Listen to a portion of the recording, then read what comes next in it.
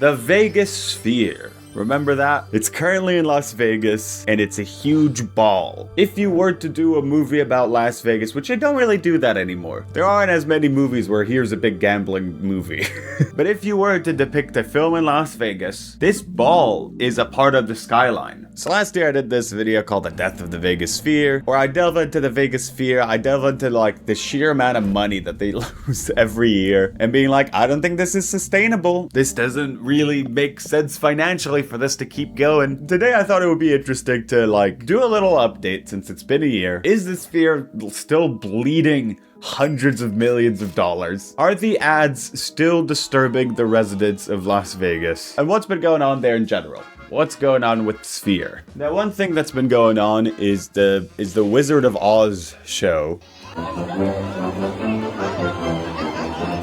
Listen, I understand if you're a family and you're going there, you're like, this is an immersive Sphere experience. But visually, like, maybe it's because I'm not there and I'm not immersed. So you can take a lot of my opinions with the grain of salt, with the tiny little grain of salt that says on it, this guy is not there and he's not immersed in the Sphere. But like, if we look at some more visuals, it looks quite bad. There's this really incredible video by Be Kind Rewind on YouTube about the Wizard of Oz Sphere experience. And what you can kind of really take away from it is while the original Wizard of Oz, everything is so curated, it's so intentional. She mentions in the video this sort of like fantastical landscapes that exist in the background. This is like a sort of like a fairy tale world. And then if we're talking the Sphere Wizard of Oz, surely they also used pictures of real mountains to inform. You're seeing like just a tree. Look at this, just a big normal mountain. Mountains, the trees are trees. It's like we're looking at just a Google Street View.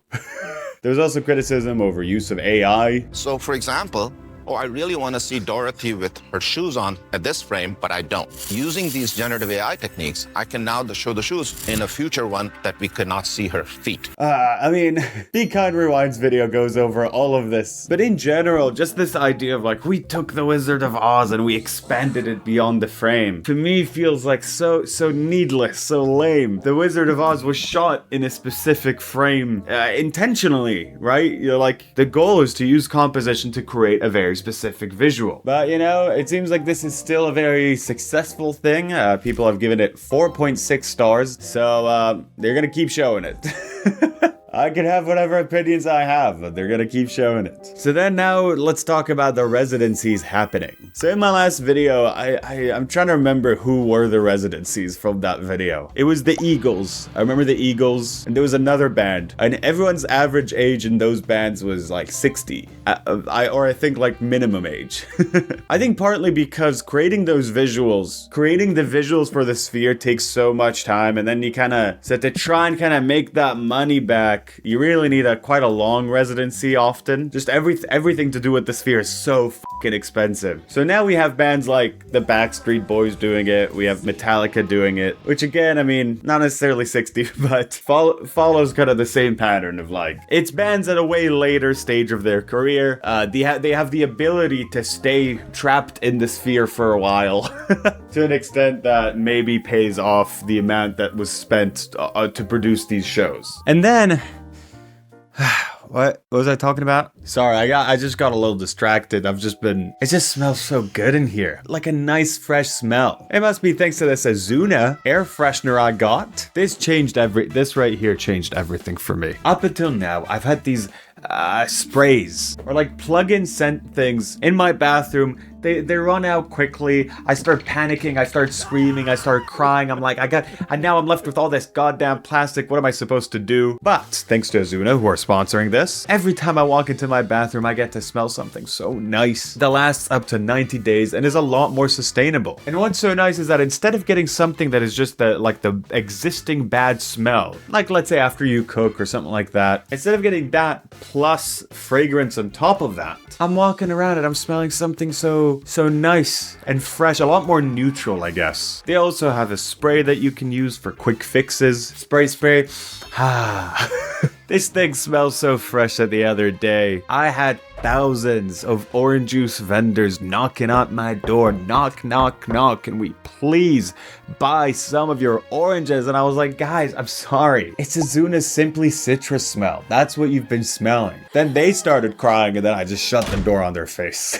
If you want to buy something like this that's plant-based, focuses more on reducing odors, instead of just masking them, you can scan the QR code right here or click on the link in the description below. Thank you, Azuna, for sponsoring this video. The Backstreet Boys already did a show. This is from this account right here. They already did a show in the Sphere. Let's see these visuals. They did that last year. Alright, copyrighted music. Ain't nothing but a hike. Ain't nothing but... Whoa, look at that. They're going... Where are they being shipped off to? It's interesting, right? Because they're so tiny. But I guess, like, you have all these, like, other visuals to look at now. But often, you know, often in a show, the musician... You'd be far enough away where the musician looks really tiny. But then you have, in these big arena shows, you have, like, you know... screen showing their face. But then in the Sphere, that would be terrifying if you showed a face that big. The ads they put on the Sphere for the Metallica shows looked absolutely terrifying. This from this account right here. Uh-oh, they're playing Enter Sandman. But look at that. I mean, it's very scary. You're sitting there in your hotel looking at the window and you're like, this is so scary. Is the Sphere on fire? I think I like that ad. I think I like how menacing it is, you know? The Sphere has been menacing from the beginning. I think acknowledging that is a good idea. Let's look at another video. Let's look. Whoa. Oh my god.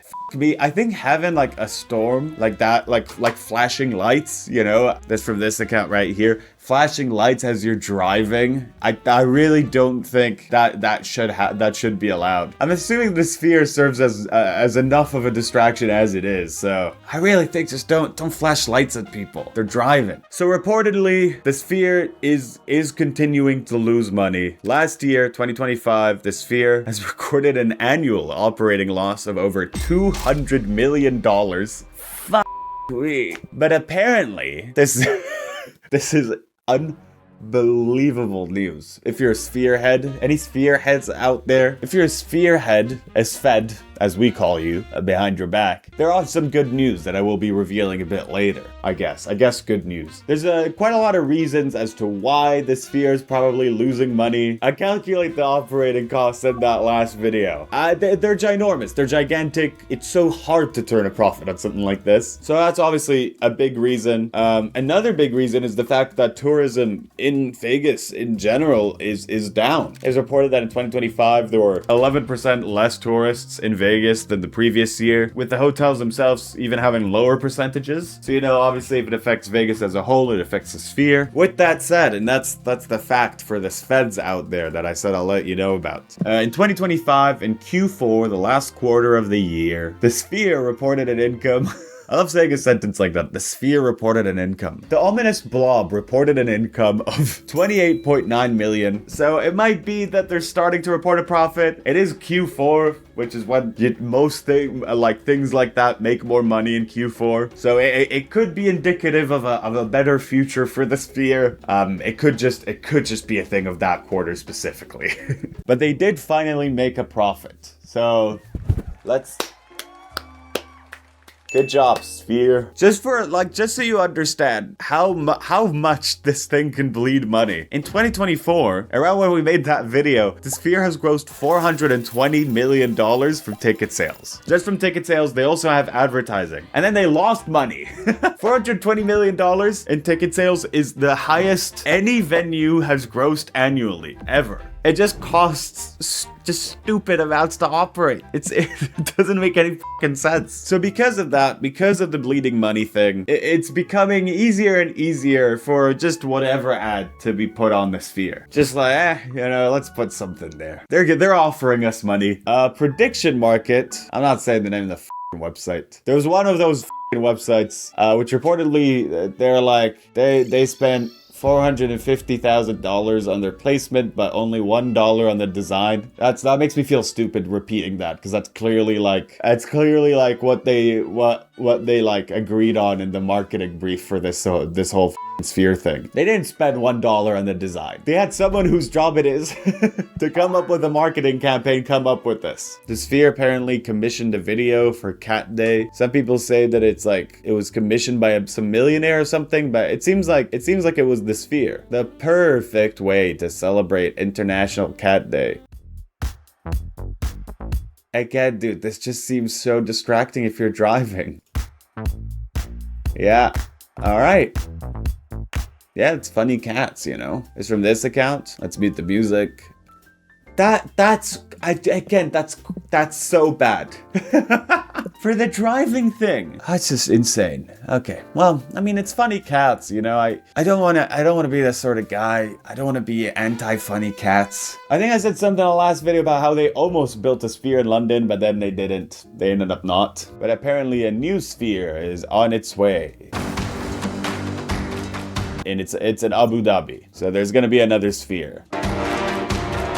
This is okay. Well, will we be seeing more spheres pop up? I don't know, man.